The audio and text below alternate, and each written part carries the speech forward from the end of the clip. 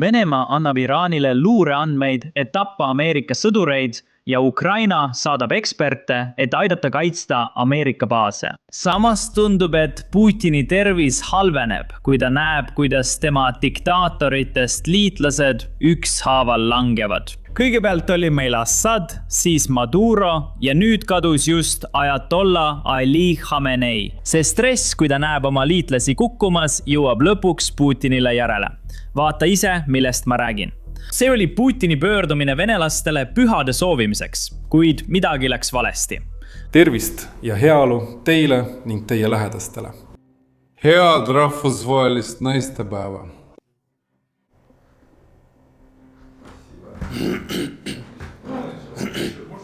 Jah, Las ma ütlen veel kord. see on esimene. Esimene. Eks, teeme siis. Ma peaaegu köhatasin. Ma tänan. Sa võid selle tuua. Ei.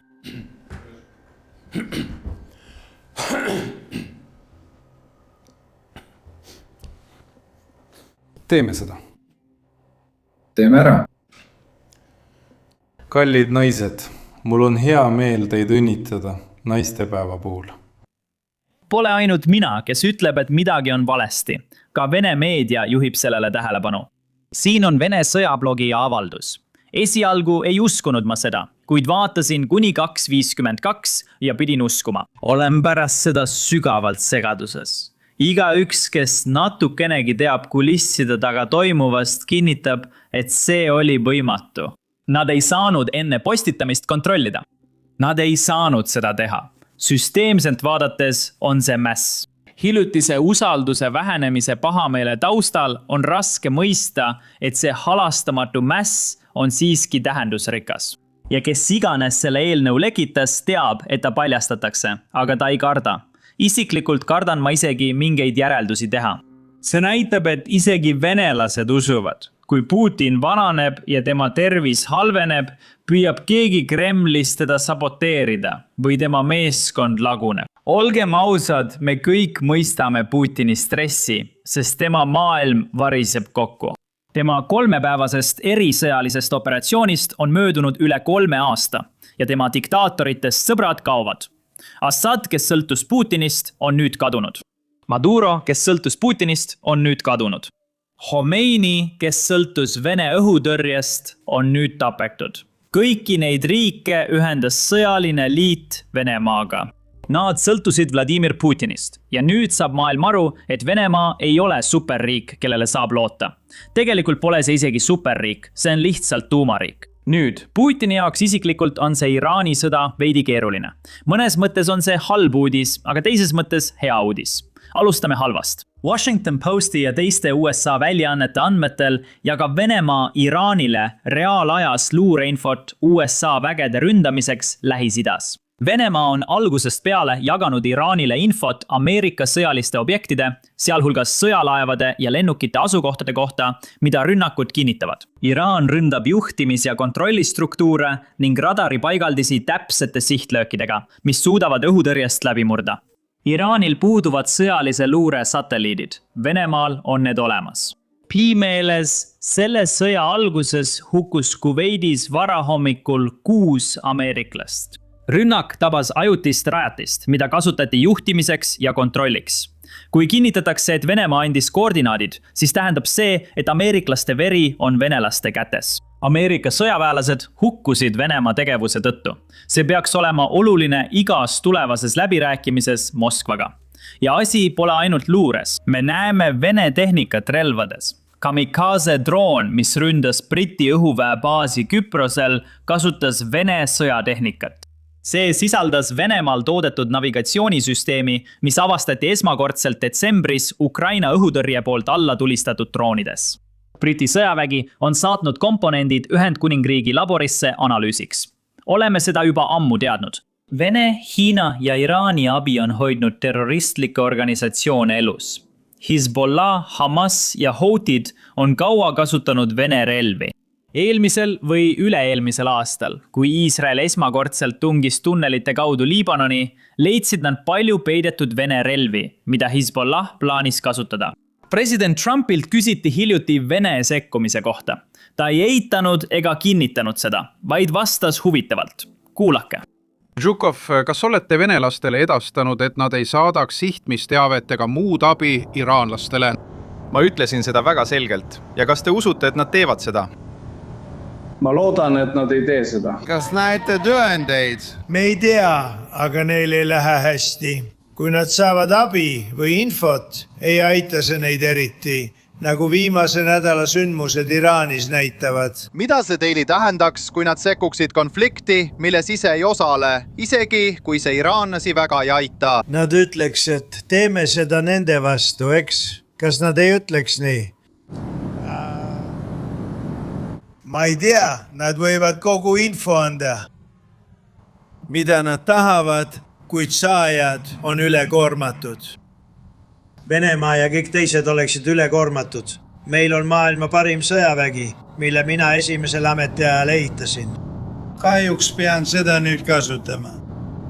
Kui vaadata, mida tegime Venezuelas ja V2 pommitajatega, oli see suur hetk, sest Iraanil oleks tuumarelv olnud paari nädala jooksul, kuid me peatasime selle.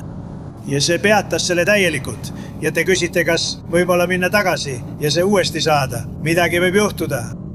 Iga kord, kui mainime Venemaad, ilmuvad kommentaarides Vene botid, kes püüavad videot raporteerida ja alla hääletada, et see algoritmist kaoks. Palun vajutage meeldib ja tellimisnuppu allpool. See aitab meil botidega võidelda. Trump ja erisaadik Steve Witkoff ei kinnitanud, et Venemaa jagab luureandmeid. Nad ütlesid, et kui Venemaa seda teebki, siis see ei muuda midagi. Aga arvake ära, kes kinnitas, et Venemaa on selles sõjas osaline? Iraan ise. Iraani välisminister käis NBC's ja oli selle kohta täiesti avameelne. Ta ütles avalikult, et Venemaa on aidanud ja Venemaa jätkab abistamist. Kuulake. Küsin teilt, sest NBC News teatab, et Iraan saab Venemaalt abi USA vägede leidmisel. Kas te saate Venemaalt mingit abi? No, meil on Venemaaga strateegiline partnerlus. Nii et vastus on jah. Sõjaline koostöö Iraani ja Venemaa vahel pole uus ega saladus. See on olnud varem, see on praegu olemas ja jätkub ka tulevikus. Kas Venemaa aitab teil USA vägesid leida? Ma tahan, et see oleks täiesti selge. Mul pole täpseid sõjalisi andmeid. Minu teada on meil Venemaaga väga hea koostöö. Nii et nad aitavad teid. Nad jagavad luureandmeid. Nad aitavad meid mitmes valdkonnas. Mul pole täpsemat teavet. Nüüd, siin on selle loo teine pool. See on vastupidine sellele, mida Venemaa teeb. Ukraina aitab nüüd Araabia riikidel, Pärsia lahe riikidel ja USA sõjaväel kasutada oma Vene droonide vastast tehnoloogiat. Mäletate neid Iraani droone, mida Venemaa kasutab Ukraina linnade ja tsiviilisikute hirmutamiseks? Arvake ära, Ukraina on 3 aastat loonud odavaid ja tõhusaid viise Iraani Vene droonide tõrjeks. Nad jagavad nüüd seda oskusteavet USA liitlaste ja sõjaväega Lähis-Idas. See on majanduslikult tähtis, mida olete kindlasti juba palju kordi kuulnud. Shahedi droon maksab $30–50 000, mis on sõjatehnika mõistes üsna odav. Ma tean, et $30 000 on meie jaoks palju, kuid sõjaväe jaoks mitte. Aga tead mis? Ukraina on suutnud välja töötada droonitõrje, mis maksab trummipõrin. $3000. Ja Ukraina jaoks oli see sisuliselt hädavajalik. Ukraina on väiksem riik kui Venemaa. Ellujäämiseks töötasid nad välja odavamad lahendused, mida nüüd kasutatakse üle maailma Vene ja Iraani terrorismi vastu. Kuula. See mitmekihiline strateegia vastandub Iraanile, kes püüab piirkonda üle ujutada odavate $35 000 Shahedi droonidega. Kuni laheäärsetel riikidel lõpeb kallis droonitõrje laskemoon, nagu $4 miljonit maksvad Patrioti raketid. Ukraina aitab võidelda Iraani droonidega. See on reklaam Stingile. See Ukraina droonitõrjeseade on 4 rootoriga kopter, mis hävitab Iraani droone. Ukraina ja Ühendkuningriik lõid tehisintellektil põhineva tõrjesüsteemi Octopus, mida on arutanud ka Pärsia lahe riigid. Ukraina on droonivõitluse ekspert, kes võitleb venelaste tulistatud Iraani droonidega. nii et ma ütleksin, et 4-5 päeva nädalas toimub väga suur rünnak, kus kasutatakse umbes 250-350, võib-olla maksimaalselt 400 drooni päevas. Nemad näevad sama, mis meie.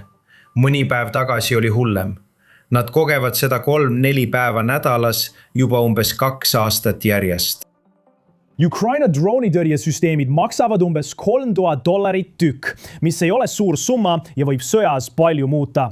Dana. See ajab venelased hulluks, sest Venemaa peaks OPEC Plussi kaudu olema liitlane nende laheäärsete riikidega. Nad korraldavad maavarade tarnet, et kõik rikastuksid.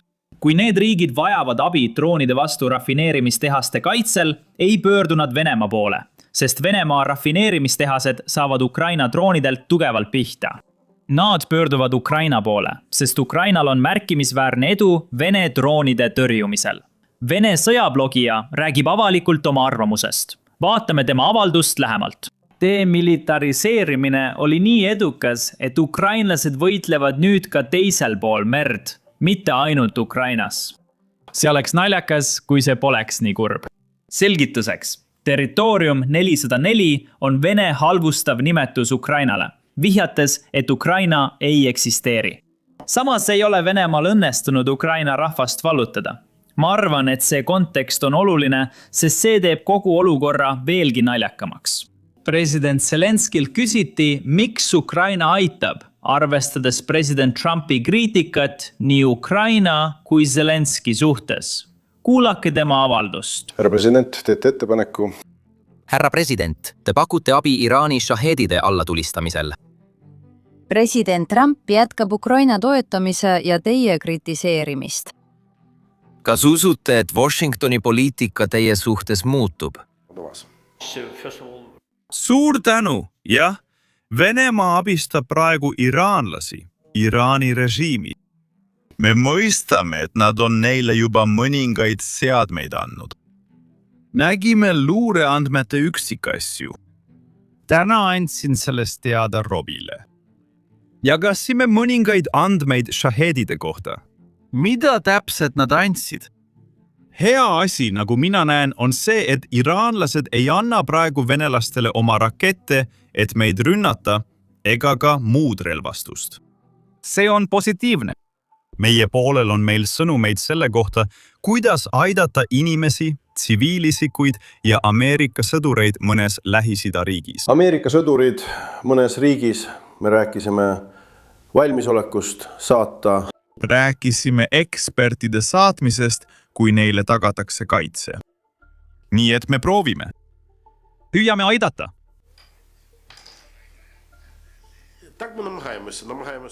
Sa ütled, et president Trump kritiseerib. Minu suhtumine on selline. Kui kriitika kasvab, tähendab see, et aitame üha rohkem.